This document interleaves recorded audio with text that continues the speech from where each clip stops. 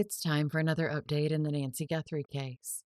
I'm not going to be posting a lot about her case until an arrest is made, but I'll pop in once in a while to negate the rumors that seem to abound in this case. I mean, I've seen some out there theories and cases before, but this one seems to have an overload of off the wall theories.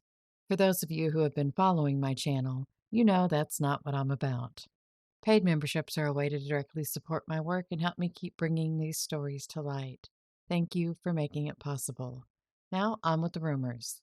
Rumor number one: Nancy put her house up for sale in 2024 because she was going to move in with Annie and Tommaso, and they got mad when she decided she didn't want to sell it. Well, this information is coming from Realtor.com, and it does show that her house was taken off the market a few times in 2024, but it never shows that it was put on the market. Now, Realtor.com isn't exactly accurate about their information. The house that my husband and I bought in 2023 shows that we also bought it in 2024, and I promise you, we only bought it once. Rumor number two: Annie and Tommaso were fighting with Nancy over money. So there's a rumor out there that Annie and Tommaso were getting money from Nancy and she cut them off, so they had to kill her. I guess. I'm not sure how it makes sense. In order to collect life insurance in Arizona without a body, you have to wait for 5 years before declaring someone dead. Then the insurance company has to agree to pay. So why wouldn't they just have waited for her to die of natural causes? There's no indication anywhere that Annie and Tommaso needed money. End of story. What they do for a living or how they earn their money isn't anyone's business. They managed to pay off a house, so I'm guessing they're doing okay. Please leave them alone. Rumor number three: Tommaso is connected to everyone. There are people out there trying to connect Tommaso to Derek Kalea, who's the guy from California that was arrested for false ransom demands.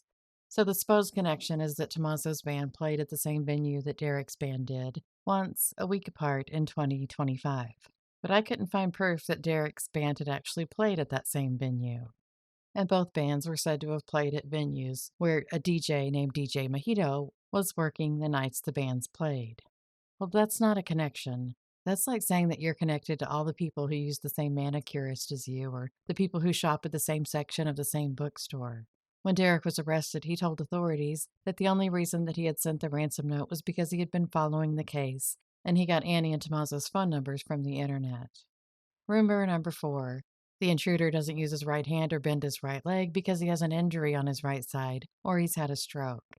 Well, if you watch the video, he does use his right hand when he picks up the flowers. He picks them with his left hand and then puts them in his right hand. And he bends his left leg but keeps the right one straight when he bends over to get the flowers. And I'm going to bet it had something to do with the fact his gun is sitting a little right of center, so if he would attempt to bend over at the waist, it would dig in his belly, so he bent over to the side. He might have also been worried about the gun accidentally going off and blowing off some of his dangly bits. Rumor number five: the intruder has a tattoo on his inside right wrist. A lot of people are talking about this as though it's factual, but we don't know for sure. So let's look. Here's a series of screenshots from the Nest camera footage from the night that Nancy was abducted. And this is the one that everyone swears is a tattoo. But if we look at this one, it looks more like a watch band. There have even been images floating out there that definitely show a tattoo, but they've been AI enhanced, so they're not accurate. In fact, a good way to determine if an image of the intruder is fake in this case is if it's in color. The original footage is all black and white, so anything in color has been done by AI, and I've seen more than a handful or two of images that people have colorized using AI, and none of them look the same. So if AI was accurate about such things, all of the images would match. And people are still griping that the sheriff should have let the FBI take over from the first. Again, the FBI has been involved since February 3rd. And they don't come in and take over a case, they work with whatever local law enforcement agency's involved.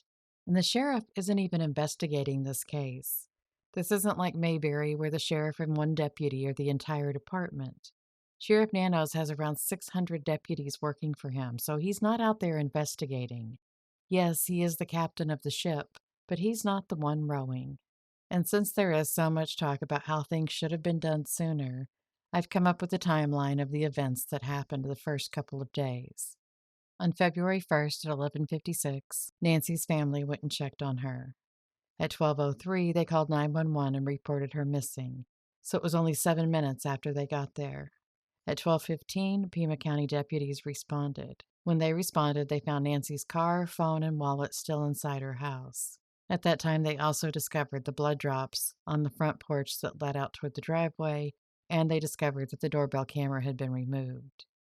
At 4 o'clock that afternoon, the Southern Arizona Rescue Association was requested by the Pima County Sheriff's Department to assist in the search. Teams searched desert areas and neighborhoods around Nancy's house all night and into the next day. Ground searches, air searches, and technology-assisted searches all began then. And it was around the same time that Border Patrol deployed canines. At 6:46 that evening, the Pima County Sheriff's Department issued a missing persons alert for Nancy. And at 8:55, Sheriff Nanos spoke publicly about the investigation and the search. And this is when he stated that evidence in the home suggested that Nancy didn't leave voluntarily. February 2nd, 2026, 9:17 a.m., Sheriff Nanos held another press briefing and declared the residence a crime scene and confirmed that law enforcement had Nancy's cell phone, and the case was then changed from a search mission to a criminal investigation.